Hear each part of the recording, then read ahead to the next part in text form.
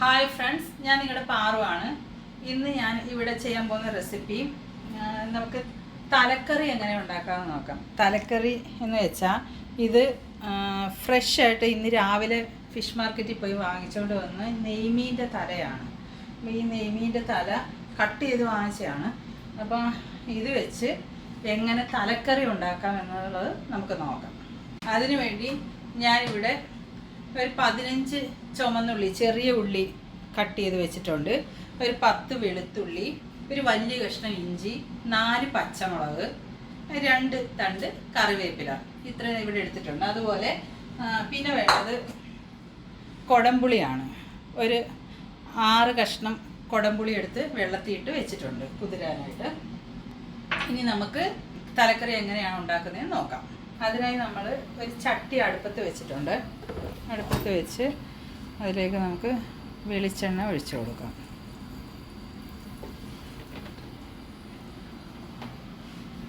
അതിനുശേഷം വെളിച്ചെണ്ണ ഒന്ന് ചൂടായി വരുമ്പോഴത്തേക്ക് അതിലേക്ക് ഇവിടെ അരിഞ്ഞു വെച്ചിരിക്കുന്ന ഇൻഗ്രീഡിയൻസ് ഇല്ലേ, അതൊക്കെ അങ്ങോട്ട് ഇട്ട് കൊടുക്കാം.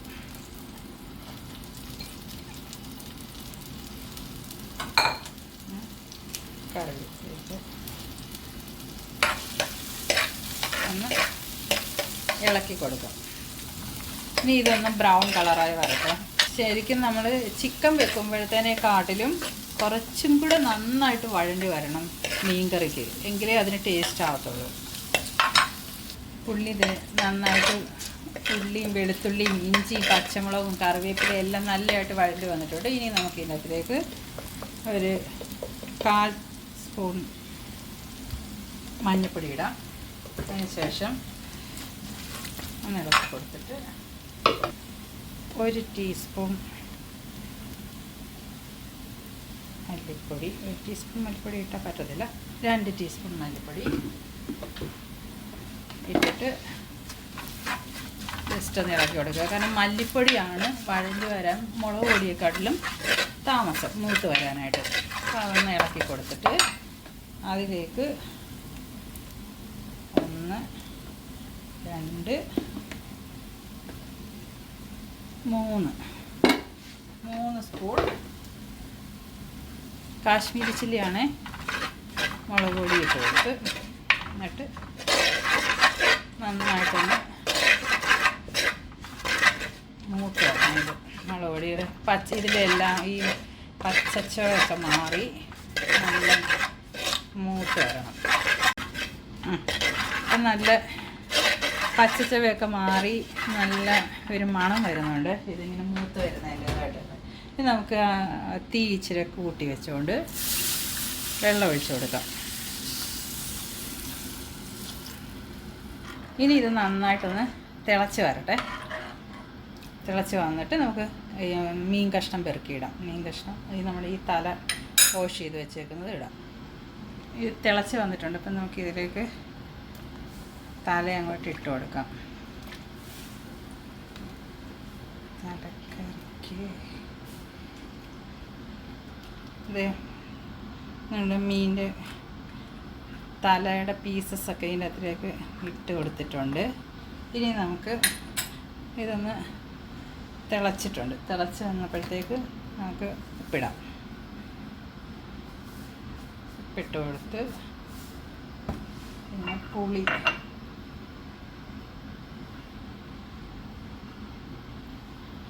ആറ് കഷ്ണം പുളി ഇട്ടെടുക്കാം. നല്ല പുളിയാണ് നാട്ടിൽ നിന്ന് കൊണ്ടുവന്ന് ഇട്ട് കൊടുത്ത് കുറച്ച് കറിവേപ്പിലയും കൂടി ഇട്ട് ഒന്നും കൂടെ അടച്ച് വെക്കാം. നമുക്കിത് പാകമായോ എന്ന് നോക്കാം.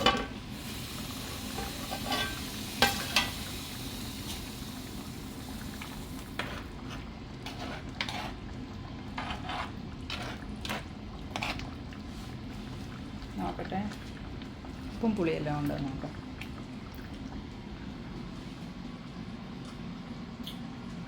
ഉപ്പും പുളിയെല്ലാം കറക്റ്റാണ്.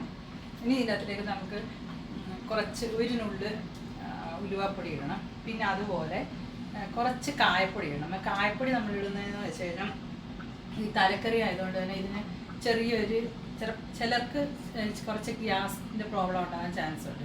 ചിലർക്കേ ഉള്ളു, ചിലർക്ക് പിടിക്കത്തില്ല. കുറച്ച് കഴിയുമ്പോൾ ഒന്ന് ഒരു വയറ്റിലൊരു ഉരുണ്ട് കയറുന്നതായിട്ട് ഫീൽ ചെയ്യും. അപ്പോൾ അങ്ങനെ അത് വരാതിരിക്കാൻ വേണ്ടി, പിന്നെ ഒരു നല്ലൊരു ടേസ്റ്റ് ആ ഒരു ഇത് വരുന്നതിന് വേണ്ടി വേണം കുറച്ച് കായപ്പൊടിയും കൂടി ഇടുന്നത്. കുറച്ച് കായപ്പൊടി വെച്ചാൽ രസത്തിനൊക്കെ ഇടുന്നത് പോലെ, ഇല്ലെങ്കിൽ സാമ്പാർ ഇടുന്ന പോലെ അങ്ങ് വാരി ഇടുവല്ല, ഒന്ന് ചെറുതായിട്ടൊന്ന് ഒരു നുള്ള്, അത്രേ ഉള്ളൂ. ഉലുവാപ്പൊടി ഇട്ട് കായപ്പൊടി ഇട്ട് ചുറ്റി നമുക്ക് എടുക്കാം. ഉലുവാപ്പൊടി ഇട്ട് അതുപോലെ തന്നെ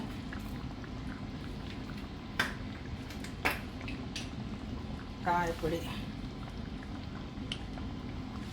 ഒരു നുള്ളിട്ടാൽ മതി. ഇത് നമ്മൾ ജസ്റ്റ് ചുറ്റി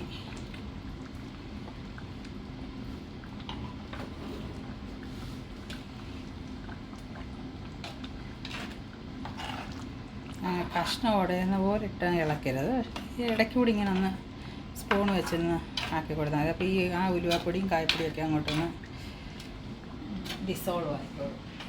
എന്നിട്ട് നമ്മൾ അടച്ചു വെക്കും.